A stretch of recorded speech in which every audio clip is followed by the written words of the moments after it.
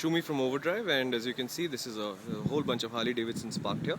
We're parked just outside Jaipur when we've been riding the bikes up and down, and I'm going to try and give you a sense of what I've felt over the last 200-300 kilometers of riding.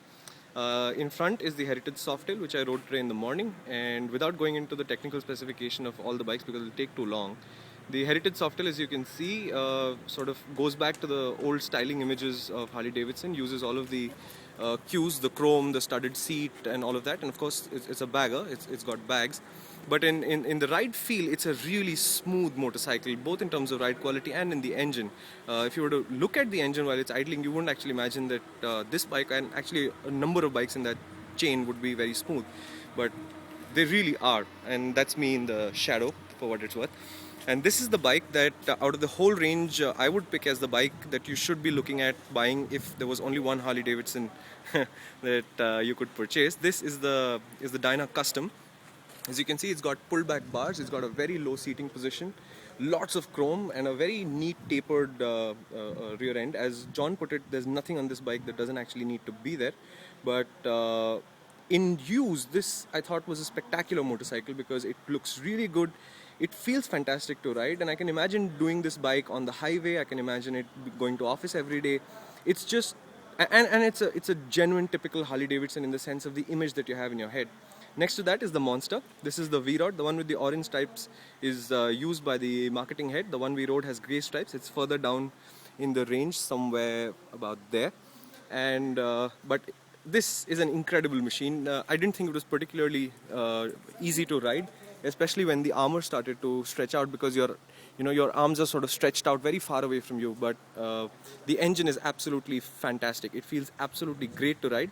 And as we discovered on all of these bikes, the torque means that when you dump the clutch on one of these things, you get a lot of wheel spin, but the front wheel doesn't really come up that much. Next to that is the Road King. To be honest, I didn't get too much of time with this motorcycle, but from whatever I've heard the other journalists discussing, it's a bit large and unwieldy, although once it gets on the move, it's a really nice motorcycle to ride. This, on the other hand, is the Ultra Classic Electra Glide, the motorcycle that received the maximum attention from people on the road, and you can see why. It's huge. It's the most expensive Harley you can buy, and as I've said in previous YouTube videos, this has all the equipment you can imagine, from cruise control to stereo, and now that it's in the sun, you'll be able to see it. That there is the speaker for the rear passenger, who sits in exquisite comfort.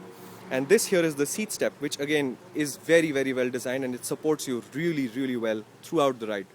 Next to that, the 883R, one of the Sportster line. This is one of the first bikes that I rode. In fact, I think this was the first bike that I rode on this trip.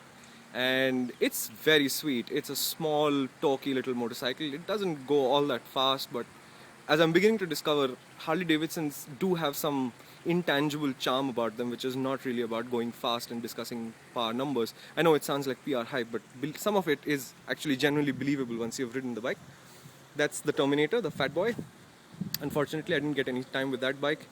And this is the Street Glide. I think I'm still getting confused with the names, but yeah, I think this is the Street Glide. Very interesting motorcycle to ride, very sweet. It's a touring motorcycle, so it's very smooth, very well sprung.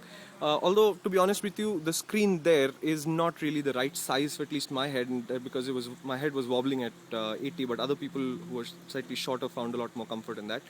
But and the same problem happens to the Electra Glide as well, to the Ultra Classic Electra Glide. That screen is perhaps not the right size for us. Of course, Harley-Davidson says they have a range of screens, and you can sort of find a size for you. Next to that is the V-Rod that we actually rode. This is the XR1200. Again, I didn't get to ride this motorcycle, but a lot of people thought this was an absolutely spectacular motorcycle to ride again. It's not technically a cruiser. It sort of talks more to the dirt tracker end of Harley-Davidson's business. But everybody who rode it was very, very impressed with it. I have to say though, it's obvious from the size of it, but this is not a bike you get feet down easily on. But once you're moving it, it's quite okay. Last of which, I'm sorry I didn't ride this bike at all. This is the Nightstar. This has the 1200cc V-twin, unlike the 883 in the other Sportster. And from what I'm hearing, this is also a very interesting bike to ride. The more powerful engine and the relatively the same weight as the 883 makes it a very nimble, very fast feeling bike. And that's more or less the whole range of bikes right here. And I'm just going to sign out.